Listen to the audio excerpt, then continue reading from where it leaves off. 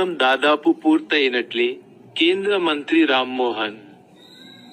AP, Bhogapuram airport పనులు 86% పూర్తయ్యాయని కేంద్ర మంత్రి రామ్మోహన్ నాయుడు తెలిపారు. వర్షాలు కురుస్తున్నా జీఎంఆర్ సంస్థ పనులు ఆపడం లేదన్నారు.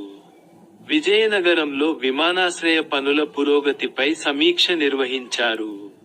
వచ్చే ఏప్రిల్లోగా వైజాగ్ నుంచి రోడ్డు కనెక్టివిటీ పనులు పూర్తి చేస్తాం.